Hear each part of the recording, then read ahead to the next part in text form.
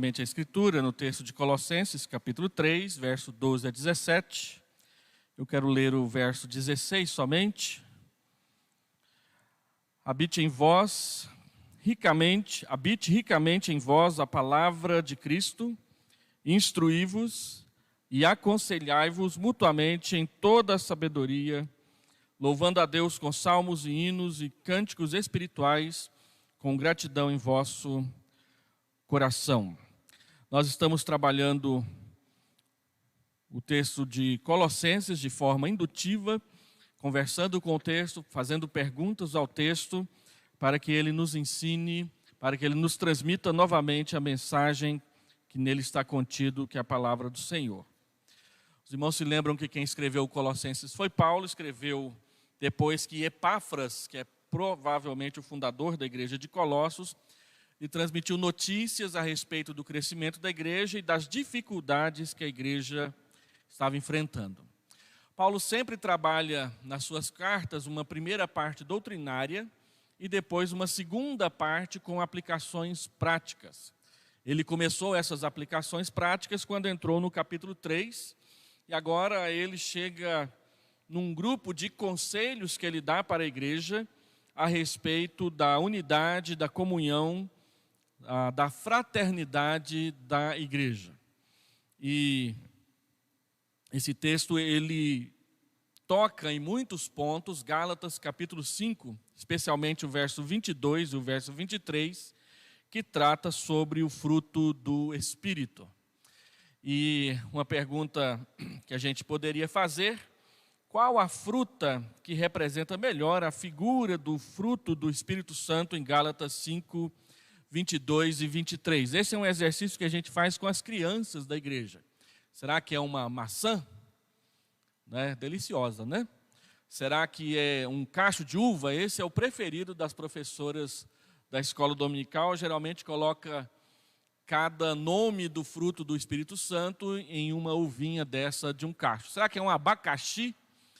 Por mais que seja gostoso, todo mundo associa o abacaxi com problema, né? Descascar o abacaxi. De uns tempos para cá, e principalmente aqui em Goiás, a gente gosta muito de usar a mexerica como o melhor exemplo do fruto do Espírito Santo, porque ela tem gomos. É claro que o abacaxi também tem, mas tem uma casca por cima ali, e quando você corta, não dá para separar bem os gomos ou as flores do abacaxi. A gente prefere a mexerica porque a Bíblia fala de um fruto só. É equivocado quando nós vamos numa igreja e as pessoas começam a falar: os frutos do Espírito são. Gálatas capítulo 5, verso 22, o fruto do Espírito é amor, alegria, paz, bondade, longanimidade, fidelidade, benignidade, mansidão, domínio próprio. Paulo alista lá 9 gomos de um fruto só. E numa outra ocasião eu quero falar sobre o fruto do Espírito em Gálatas capítulo 5 e mostrar como que cada gomo está relacionado com o outro e por que embora sejam vários gomos, sejam várias virtudes diferentes, atributos diferentes, a Bíblia sempre menciona um fruto só, porque nós entendemos que o fruto ele deve ser produzido em todos os crentes, porque é o Espírito Santo que habita neles que o produz, e ele vai produzir de forma equilibrada, de forma integrada, as virtudes de Deus no nosso coração. E parece que Paulo retoma esse assunto aqui em Colossenses capítulo 3, a partir do verso 12. Você vai se lembrar que no verso 10, Paulo afirmou que uma vez que nós fomos unidos a Cristo na sua morte e na sua ressurreição, nós fomos revestidos do novo homem.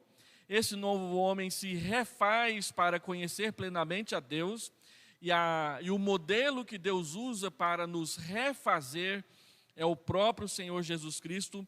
Paulo diz que a imagem de Jesus, que é o modelo para o novo homem, e esse novo homem é a igreja, somos nós, como parte do corpo de Cristo. Nesse parágrafo que nós vamos trabalhar agora, ele explicará com mais detalhes o que quis dizer com esse revestir-se do conhecimento de Deus. Observe na linguagem de Paulo que o revestimento do homem se dá pela substituição das obras da carne, que ele trabalhou no versículo 5 ao versículo 11, que nós explicamos semana passada aqui na igreja.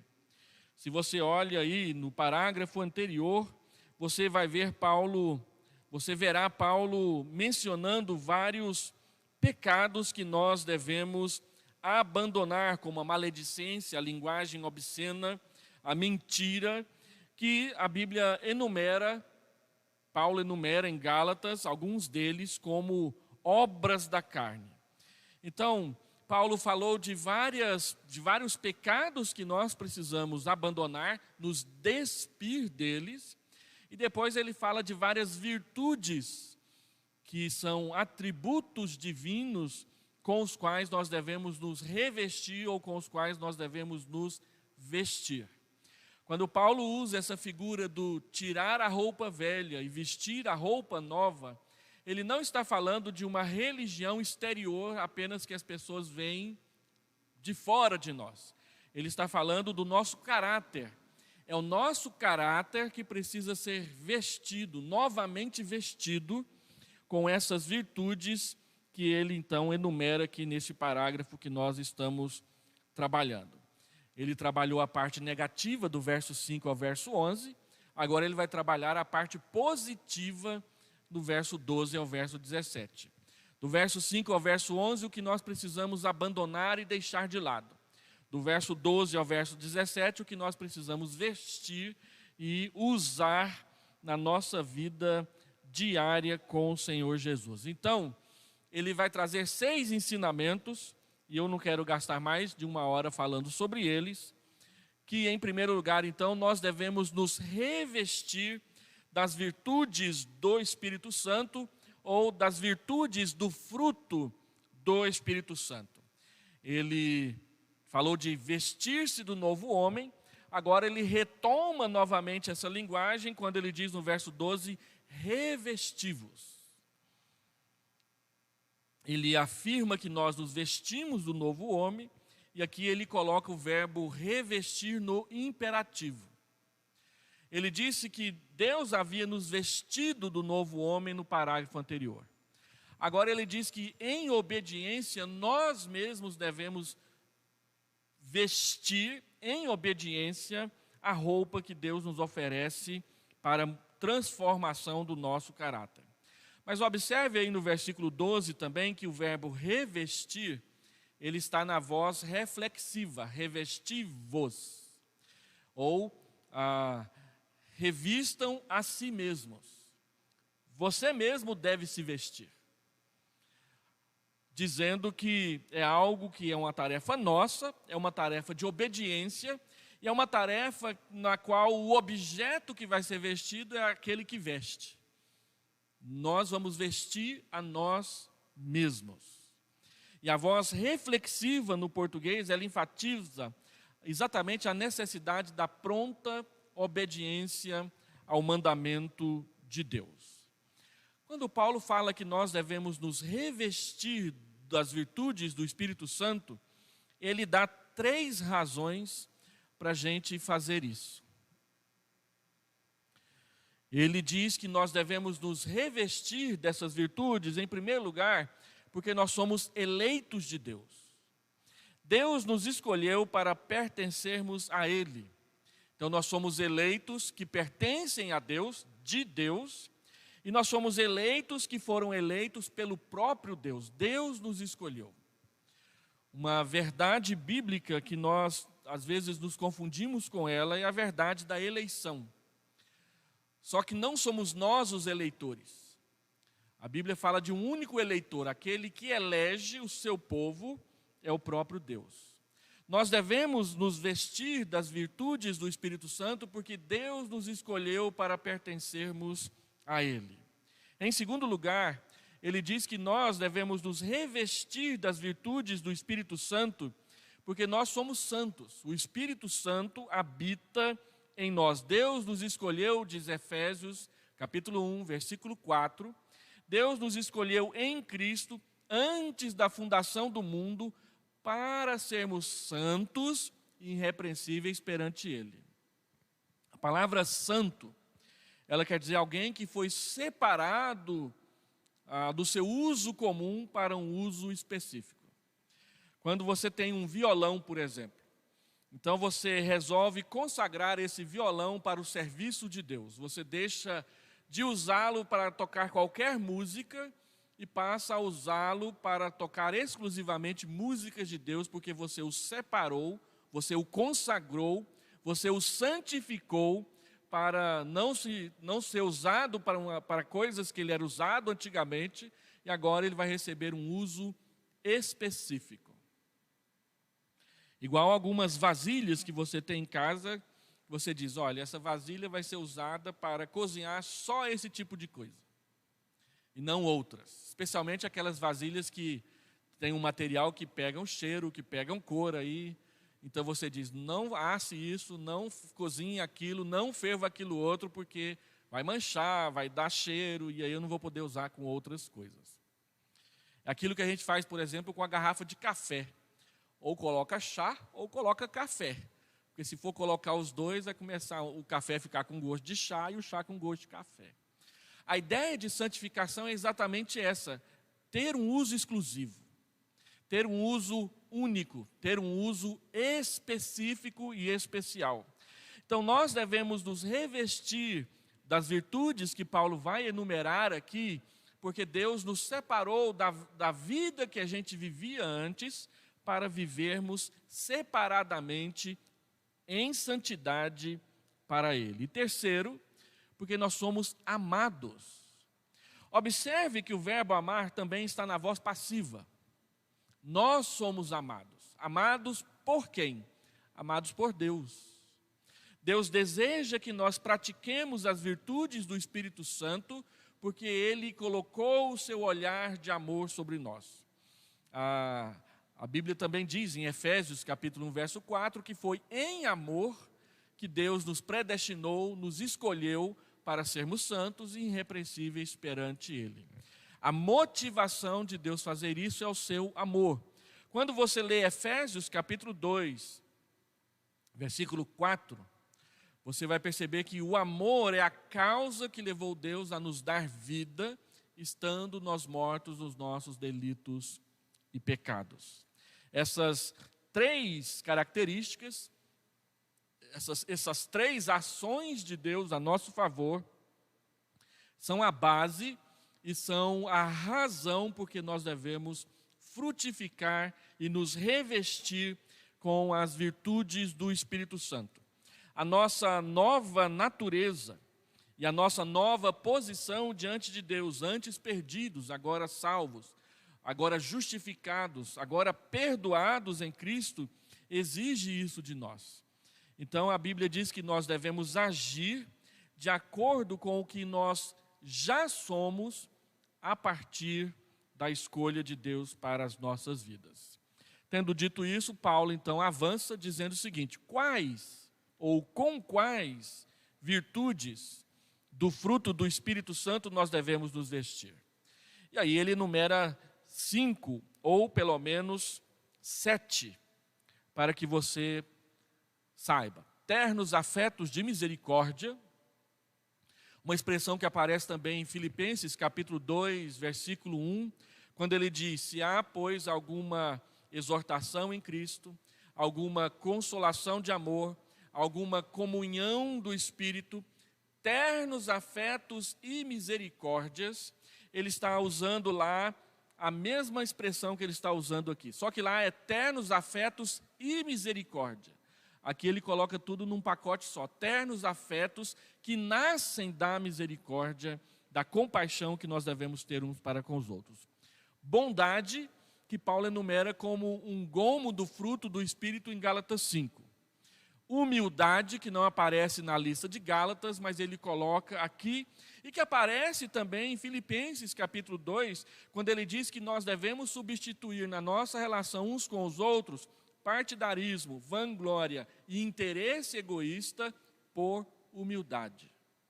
Então, humildade também é fruto do Espírito Santo na nossa vida.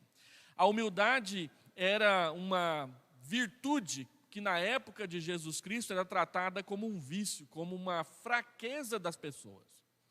Então, quando Jesus pegou uma toalha e colocou nos ombros, e pegou uma bacia e colocou no chão, e pediu para os seus apóstolos apresentarem os seus pés sujos, que ele lavaria os pés de cada um, ele mostrou que a humildade no reino de Deus não é um vício, não é uma fraqueza, mas é uma grande virtude. Considerar os outros superiores não é você se ver, se sentir ou se achar inferior, mas é você saber exatamente quem você é, ter o controle absoluto da sua vida, das suas emoções e das suas ações para poder servir ao próximo, inclusive aqueles que vão te trair. Porque na noite em que Jesus lavou os pés dos discípulos, ele lavou também os pés de Judas Iscariotes. Então, depois de Jesus Cristo, humildade para nós cristãos deixou de ser um vício, uma fraqueza, e passou a ser uma das principais virtudes que se espera de um homem ou de uma mulher cristã, e quem produz isso é o Espírito Santo. Depois ele fala mansidão, que também que aparece lá na lista de Gálatas, capítulo 5. E aí ele fala de longanimidade, que é paciência, que também aparece na lista de Gálatas 5. E por fim, nós podemos acrescentar o amor, que nós vamos tratar no versículo 14, que é o primeiro da lista de Gálatas 5, e paz, que também é o segundo da lista de Gálatas 5, pois o fruto do Espírito é amor, alegria, então paz é o terceiro, amor, alegria, paz. Todos ligados ao fruto do Espírito Santo. E observe que há virtudes alistadas aqui, que não aparecem na lista de Gálatas 5, 22 e 23, e que também lá tem algumas virtudes que não aparecem aqui nessa lista. O que isso quer dizer? É uma pergunta honesta que nós precisamos fazer. Quer dizer que o fruto, as virtudes do Espírito Santo, são muito mais em número do que nós podemos ficar contando nos dedos das nossas mãos. Cada coisa boa, cada ação boa, cada traço de caráter que é bom, que abençoa, que ajuda, nós podemos chamar de fruto do Espírito Santo. E aí, uma pergunta interessante, que eu não desejo tentar respondê-la objetivamente aqui, mas só para você pensar um pouco: será que nós podemos entender que o perdão também faz parte do fruto do Espírito Santo na nossa vida? Será que também não é o Espírito Santo que nos ensina e produz no nosso coração aquele espírito que nos leva a perdoar o próximo quando ele nos ofende, quando ela nos magoa, e em vez de guardarmos ressentimento, ter esse coração que prefere perdoar? Eu creio que sim, talvez não. Sim, porque o fruto do Espírito não é algo que Deus dá para uma pessoa e deixa a outra sem. O fruto do Espírito é para Deus produzir no coração, na vida, no comportamento, no caráter de todas as pessoas nas quais Ele habita. Há uma confusão que às vezes nós fazemos entre o fruto do Espírito Santo e os dons do Espírito Santo. Porque quando a Bíblia fala dos dons do Espírito Santo, diz que ele distribui, ele dá alguns dons para uns e não dá para outros, e dá outros dons para outros que ele não dá para uns. Isso quer dizer que você não terá todos os dons, mas que você vai ter pelo menos um, para poder servir ao próximo. Uma outra questão é que os dons são dados para servir, não para ostentar. Eu recebo o dom, você recebe dom para servir o outro irmão, a outra irmã, ou o outro, a outra pessoa que você conhece ou que mesmo sem conhecer, mas pode servir. Enquanto que o fruto do Espírito, eles são atributos, virtudes, características de Deus que brotam no nosso comportamento por estarmos cheios do Espírito Santo. E nesse sentido, nós podemos entender sim que o perdão está relacionado nessa lista inacabada do fruto do Espírito Santo. mas também o perdão tem a ver com a atitude de obediência a Deus e de cuidado para com o próximo. E aí a gente pode gastar muitas horas aqui falando sobre essas questões. A questão é, a Bíblia diz que o Espírito Santo nos dá e ele produz em nós, ele nos veste com estas roupas, que lá em Gálatas Paulo chama de um fruto que nasce dentro de nós. E aqui Paulo coloca como sendo roupas que nós devemos vestir para cuidar bem uns dos outros no meio do povo de Deus. Em segundo lugar, então, Paulo diz que nós devemos suportar uns aos outros por meio do perdão. Essa frase ela é muito interessante porque a palavra suportar, ela tem o sentido de aguentar o peso de alguém que está caindo e colocá-lo de pé. Quando nós pecamos, a Bíblia diz que nós caímos. Tanto é que a melhor definição do pecado de Adão, que a teologia deu, é que ele caiu no pecado. Então, quando alguém erra, quando alguém magoa, quando alguém fere o próximo, é como se ele estivesse caindo. E perdoar é não deixar ele cair no chão, suportar o peso da sua queda e ajudá-lo a ficar de pé. A palavra suportar, ela tem o sentido de colocar-se debaixo para aguentar o peso enquanto você empurra para que ele fique de pé novamente. Então, o perdão não é simplesmente não levar em conta. O perdão, ele também significa ajudar o próximo a se acertar, a corrigir-se do erro que cometeu. Não é só deixar para lá, mas é também se aproximar e ajudar aquele que escorregou, que tropeçou, que caiu, a ficar de pé. Perdoar, então, é estender a mão para ajudar o outro a ficar de pé, a levantar-se do pecado que cometeu. Cristo disse que enquanto estava conosco, Ele suportava a nossa incredulidade, Mateus 17:17. Paulo diz que nós devemos suportar uns aos outros em amor, Efésios capítulo 4, versículo 2. Suportar tem o sentido, então, de tolerar, de aguentar o peso das imaturidades, dos pecados, das dificuldades que os outros cometem, especialmente contra nós. Perdoar é ter uma atitude de boa mente e de aceitação quando o outro erra conosco. Algumas pessoas falam de não perdoar. Ah, pastor, esse negócio de perdoar não serve para mim. Se não serve para você, você não serve para Deus. Porque Deus só perdoa aquele que vai perdoar em obediência ao seu mandamento de perdoar. E ele conta então a parábola dos talentos, lá, do que o homem devia milhares de talentos para um rei. Um talento era 30 quilos. 30 quilos de ouro, 30 quilos de prata. Então, 30 quilos de ouro é muita coisa. A minha aliança, ela tem 2,5 gramas e custou uma fortuna. Não vou falar o preço, não, porque senão pode causar alguns sentimentos aí, né? Agora, pensa 30 quilos de ouro. Eu conheci um senhor fazendeiro que tinha uma mina de ouro que começou debaixo da terra dele, e que eles tiravam daquela mina por dia 20 quilos de ouro. Dava para sustentar ele, a família e os filhos por resto da vida dele, enquanto aquele veio de ouro está sendo explorado lá debaixo da fazenda dele. E a Bíblia diz que o rei perdoou. Fala, não me deve mais, não vou cobrar mais. E aí, quando ele saiu, ele encontrou com um amigo que devia 2 denários. O trabalho de 2 dias. E ele pediu perdão, pediu prazo, pediu parcelamento, e ele não deixou e colocou ele na cadeia. Quando o rei soube, ele diz, olha, eu te perdoei uma dívida imensa e você não perdoou outro que devia 2 dias de trabalho. Então você vai para a cadeia e agora você vai ter que pagar o que eu te perdoei.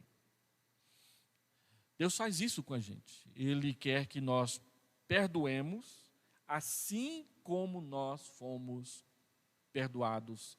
É a oração do Pai Nosso. Uma pergunta interessante: como suportamos uns aos outros e quando?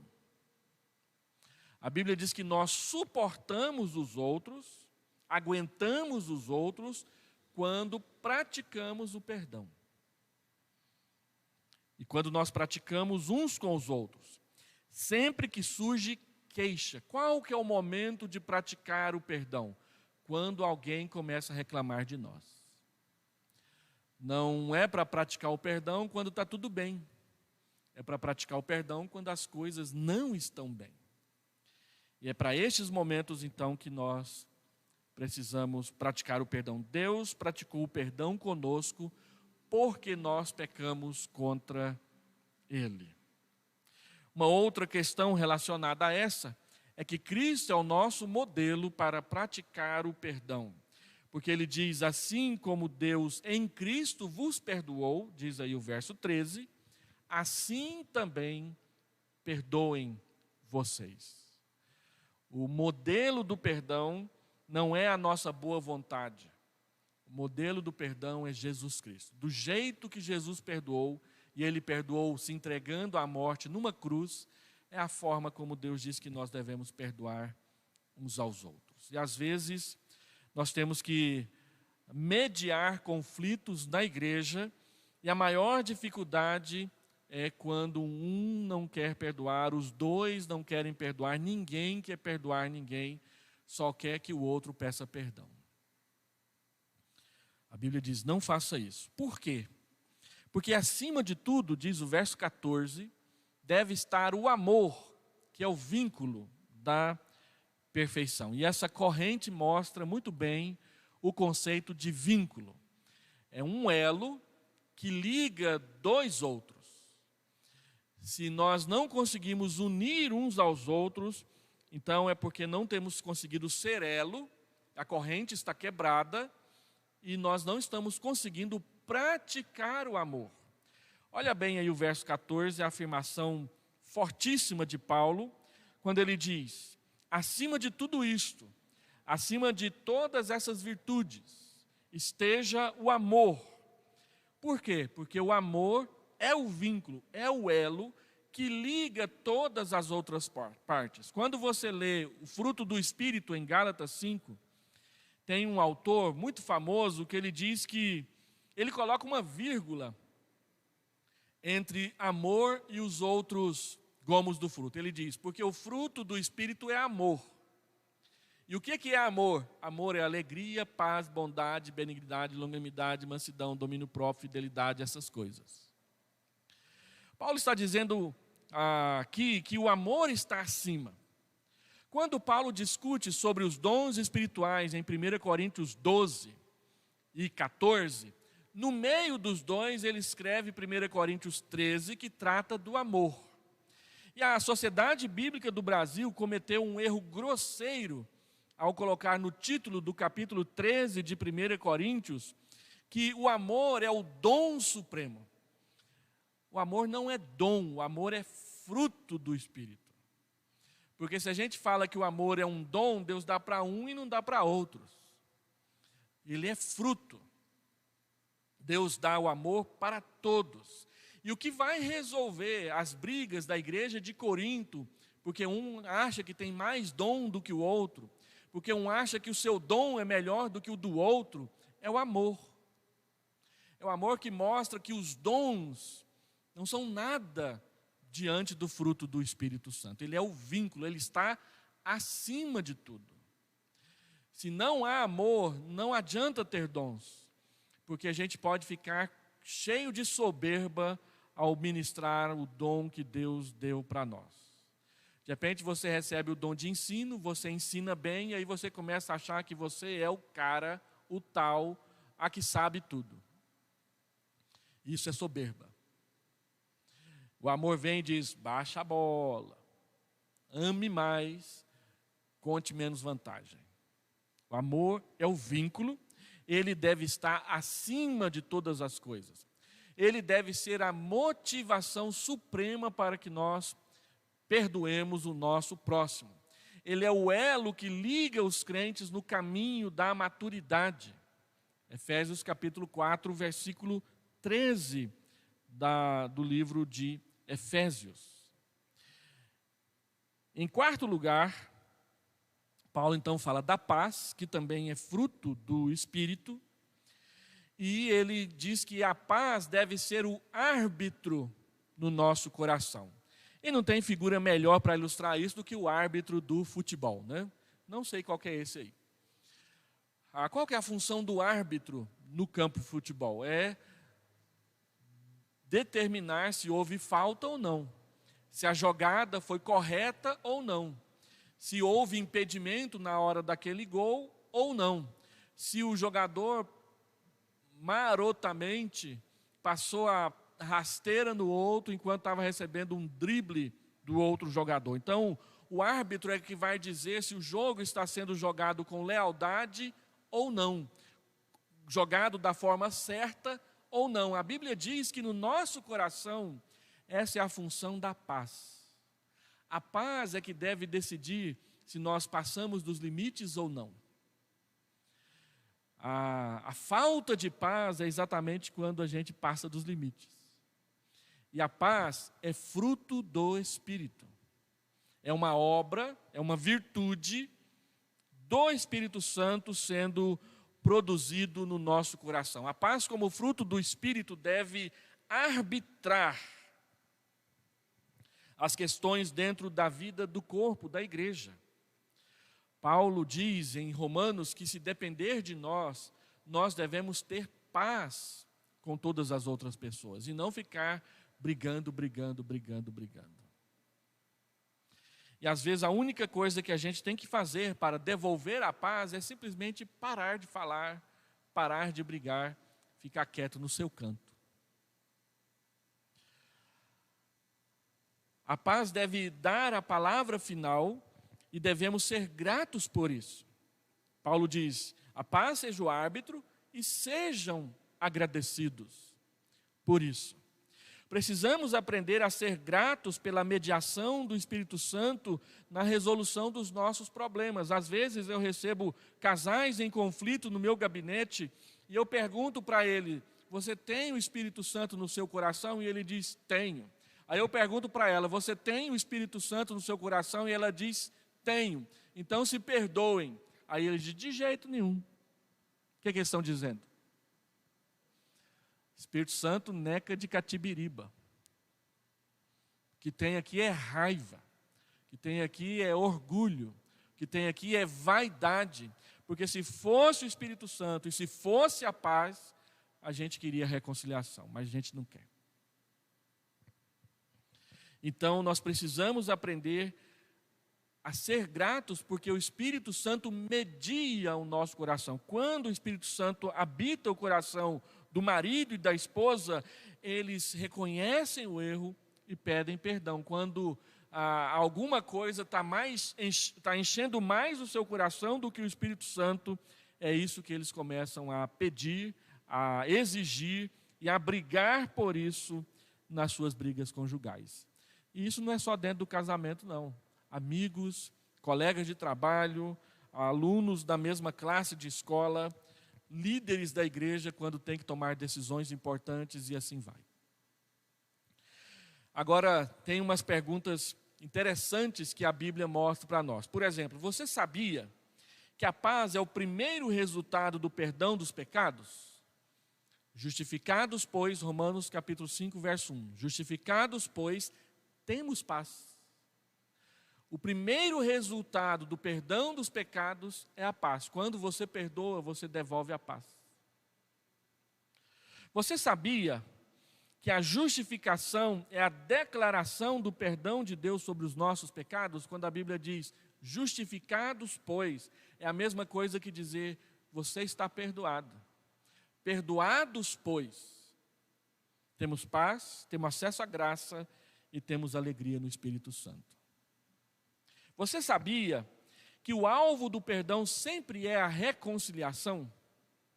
Romanos capítulo 5, verso 10 e 11 diz que por causa do perdão, da justificação, nós fomos reconciliados imediatamente com Deus. Quando se perdoa, o que se espera logo a seguir é o retorno, é a reconciliação. Quando alguém diz, eu te perdoo, mas não te quero ver mais, é porque não perdoou. Quando alguém diz, eu te perdoo, mas não fala mais comigo, é porque não perdoou. Quando alguém fala assim, eu te perdoo, mas, é porque não perdoou. O perdão tem como alvo principal a reconciliação. Então, todas as vezes que nós tivermos conflitos e formos pedir ajuda, o que essa pessoa que foi chamada para ajudar deve fazer é ajudar na reconciliação. Não tomar partido de um em detrimento do outro. Você sabia que fazer parte do corpo de Cristo é um chamado à paz? Responder ao chamado de Jesus é responder ao chamado da paz. Por isso, nós cristãos estamos na primeira fila daqueles que defendem a paz e não a guerra. É por amor à paz que muitas vezes nós não entramos em conflito com os outros, ainda que estejamos certos e os outros errados. Paulo fala isso aí no versículo 15. Olha o que ele diz aí no verso 15. Seja a paz de Cristo o árbitro em vosso coração, a qual, para dentro da qual, também fostes chamados em um só corpo, e sejam agradecidos. Ser chamados para a paz é ser chamados para fazer parte do corpo de Cristo, que é a igreja. Quinto lugar, como deve ser a habitação da palavra? Ele diz, habite em vós, habite ricamente em vós a palavra de Cristo. Verso 16. Como deve ser essa habitação? Ricamente. A palavra de Deus deve habitar o nosso coração como alguém que é rico, que tem coisas, que tem facilidade de comprar e pagar, e não com pobreza. Uma vez eu fui pregar numa igreja e lá tinha um Fusca, era o Fusca da missão, e o pastor então andava com esse Fusca, se eu não me lembro era um Fusca verde, para cima e para baixo. Só que ele disse assim, vamos pescar hoje à tarde? Eu tinha pregado na igreja domingo de manhã, ia pregar de novo no domingo à noite, então ia ficar a tarde toda lá na cidade. Ele diz, vamos pescar? Eu falei, então vamos, né? Eu não sei pescar, mas ele chamou, a gente ia pelo menos para ir tomar um banho de rio. E ele foi lá no posto de gasolina e colocou R$1 de gasolina no tanque. R$1. Eu perguntei, mas R$1 dá? Não, é bem ali depois da ponte, a gente vai e volta. Aí a gente foi, na volta a gasolina acabou em cima da ponte. E ele saiu correndo para buscar mais R$1 de gasolina para colocar no tanque do Fusca. Às vezes é assim que a palavra de Deus habita o nosso coração, de real em real, um de cada vez, só para usar um pouquinho e depois ter que sair correndo para buscar mais.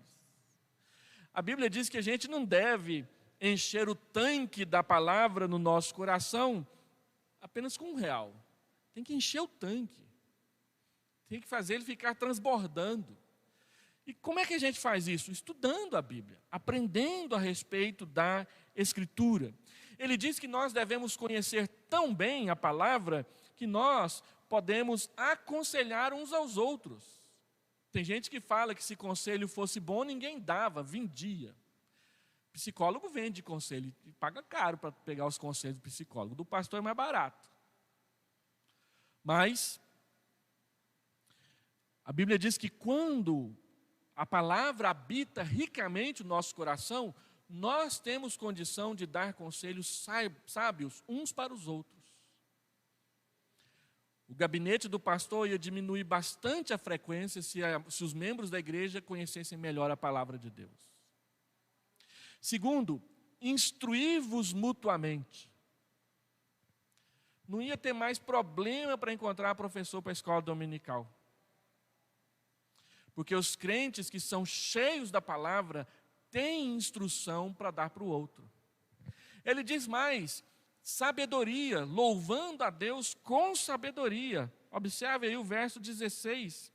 Habite ricamente em vós a palavra de Cristo, instruí-vos e aconselhai-vos mutuamente em toda sabedoria. Cheios de sabedoria.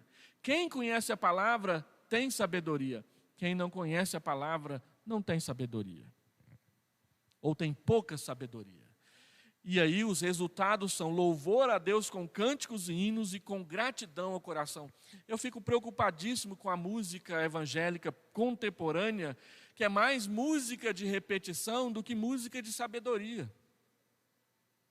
E às vezes quando a gente fala para os meninos aqui da igreja que a gente precisa escolher melhor as músicas, eles ficam até bravos com a gente. Mas por quê? Porque a gente conhece pouco a palavra. E tem muita gente que conhece pouca palavra que está compondo música doidado por isso. Sabe fazer 1001 arranjos de guitarra, mas não conhece uma letra boa para colocar nesses arranjos. Porque falta a palavra habitar ricamente o seu coração. Eu li um livro chamado O Fator Oração, de um pastor batista chamado Sam Tipiti, que evangelizava na Europa Oriental, no leste europeu, na época da cortina de ferro do comunismo. E havia muita perseguição contra as igrejas naquela região. As igrejas estavam lá, mas eram perseguidas. E aí, quando alguém começava a despontar na igreja como líder, o Partido Comunista começava a perseguir. Então era preciso que as pessoas que liderassem, inclusive os moços que cantavam nos conjuntos musicais, conhecessem firmemente a Bíblia. E ele diz que ele pregou numa igreja na Romênia, em 1986, que tinha um grupo de jovens, de adolescentes, que para fazer parte do grupo, eles tinham que saber de cor o Evangelho de João, 1 João e 1 Pedro. Só para fazer parte. Se não soubesse esses 3 livros de cor, não podia nem cantar no conjunto. Por quê? Por causa da perseguição. Se não conhece a palavra, não aguenta a perseguição. Mas se conhece a palavra, não só aguenta a perseguição, como vai compor música boa para ser cantada na igreja do Senhor Jesus. E Paulo associa o cântico dos hinos e dos corinhos com o ser cheio da palavra. Quando a palavra enche o nosso coração, a gente canta muito e compõe mais. Isso é importante de dizer. Então ele diz aqui que tudo isso deve ser permeado com gratidão no coração. A obrigação de conhecer a palavra e usá-la nas nossas relações pessoais é para todos os crentes e não só para os líderes que trabalham na vida da igreja. Aí surge uma pergunta fundamental. Quantas vezes você já leu a Bíblia toda? Mais de 30 vezes? Mais de 20 vezes? Mais de 10 vezes? Mais de 5 vezes? Uma vez? Nenhuma vez? Qual foi a última vez, ou com que frequência você lê as Escrituras na sua casa? Todos os dias? Frequentemente? Ocasionalmente? Raramente? Nos últimos anos, a maioria das pessoas, dos jovens, dos adolescentes que nós entrevistamos para serem recebidos como membros na igreja, não leem a Bíblia todos os dias. E alguns, sem qualquer vergonha, falam, raramente eu leio a Bíblia. Mas quer ser membro da igreja. Tem mais de uma semana que você não lê? Eu nunca leio. Ou você lê cada dia de um lugar diferente?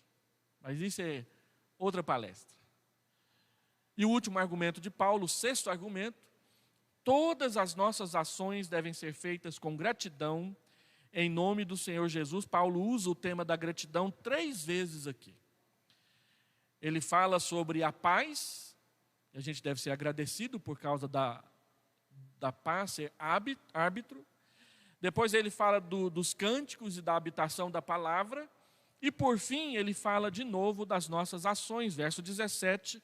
E tudo o que fizerdes, seja em palavra, naquilo que você fala, seja em ação, naquilo que você faz, fazei-o em nome do Senhor Jesus, ou seja, faça em obediência ao Senhor Jesus, faça para agradar o Senhor Jesus, faça com a bênção do Senhor Jesus, dando por ele graças a Deus Pai, que é gratidão. 3 questões que devem ser observadas aqui. Tudo o que nós fizermos, nas palavras e nas ações, deve ser em nome de Deus. Devem testemunhar Deus na nossa vida. Segundo, nós devemos fazer em nome dEle, para a glória dEle, em obediência a Ele, em respeito a Ele, na dependência dEle. E terceiro, sempre com gratidão por meio de Jesus Cristo. Eu sou capaz de agradecer a Deus por ter feito isso dessa maneira que eu fiz? Ou não? E aí, a conclusão é a seguinte: não perca o foco. Paulo está falando aqui de como nós matamos a nossa natureza pecaminosa. Nós matamos a nossa natureza pecaminosa abandonando pecados e abraçando, praticando as virtudes do Espírito Santo nas nossas vidas. É assim que a gente mata a nossa natureza pecaminosa. Essas virtudes, elas são muito úteis na nossa batalha contra o pecado, na nossa batalha espiritual, porque o pecado também habita o nosso coração. O Espírito Santo, ele habita em nós, mas Paulo diz que habitando a gente, ele está em guerra contra a nossa natureza pecaminosa. O Espírito milita contra a carne e a carne milita contra o Espírito. Porque a carne somos nós, com os nossos pecados. E o Espírito veio morar em nós para resolver esse problema, santificando as nossas vidas. E ele santifica produzindo virtudes, o fruto dele na nossa vida. As virtudes do fruto do Espírito estão disponíveis a nós para frutificarmos para Deus e para desfrutarmos delas nas nossas relações com as nossas pessoas. Lá em casa, tinha um pé de manga bem alto, mais de 10 metros de altura, um pé de manga comum, e as mangas lá eram muito gostosas. E dava muita manga. A gente colocava manga numa bacia de alumínio e saía com aquela bacia na cabeça, de porta em porta, vendendo para os vizinhos. Tinha vezes que a gente não chegava nem na esquina, já tinha que vir buscar mais, porque todo mundo comprava. A gente dava para os nossos amigos, os nossos colegas que iam lá brincar com a gente à tarde. E aí tinha um pé de manga, quem não quer brincar num pé de manga, né? Então, em casa tinha gente direto lá, a gente brincava de pique de pega em cima do pé de manga, para você ter uma ideia. E enquanto isso, chupava manga. Tinha gente que pulava o muro de casa e roubava manga lá o tempo todo, direto. A gente saía correndo atrás de moleque porque estava roubando manga lá em casa. Minha mãe fazia doce, a gente comia doce de manga. E tinha um chiqueiro lá no fundo do quintal e os porcos comiam uma manga atrás da outra, aquelas que apodreciam. Ou seja, que eu estou falando tudo isso para dizer o seguinte, que o fruto do Espírito, ele serve para os outros, mas também serve para nós. A gente vendia, a gente dava, os outros roubavam, e ainda a gente chupava muita manga, comia muito doce e era uma festa. A gente desfrutava daquele pé de manga. Então, quando Deus produz no seu coração amor, humildade, longanimidade, bondade, você desfruta disso. É muito melhor estar perto de uma pessoa boa do que de uma pessoa má. É muito melhor estar perto de uma pessoa paciente do que de uma pessoa impaciente. É muito melhor estar perto de uma pessoa que tem paz, que fala da paz, que pratica a paz, do que uma pessoa que está sempre em pé de guerra com tudo. Então você usufrui, mas você também desfruta. Porque quando você é pacífico, as pessoas querem estar perto de você. Quando você é bondoso, as pessoas querem estar perto de você. Quando você é uma pessoa educada, as pessoas têm prazer em conversar com você. Mas o contrário é um problema para administrar. Então, diante disso, eu quero sugerir aqui 4 motivos de oração para você levar para casa. Primeiro, ore para Deus te dar disposição para trocar rapidamente a roupa do velho homem pela roupa do novo homem. Tira a maledicência, tira a linguagem obscena, tira a prostituição, tira a maldade, coloca a bondade, coloca a mansidão, coloca a paz no meu coração. Ore para que o Espírito frutifique através de você o fruto do Espírito, para que outras pessoas desfrutem e para que você desfrute com elas. Ore por disposição para ler as Escrituras com frequência diária. Tem dia que é difícil ler, mas leia. Não precisa ler 4 capítulos por dia e 3 aos domingos para ler em 365 dias. Se fizer, ótimo. Mas se não fizer, leia um capítulo, leia meio capítulo, leia um parágrafo, leia as Escrituras, medite nela, lembre-se delas durante o dia. É o que diz a Escritura Sagrada. E 4º lugar, ore com gratidão. Ore por gratidão no seu coração. Ore por praticar a gratidão com Deus e com os outros sempre. Seja grato.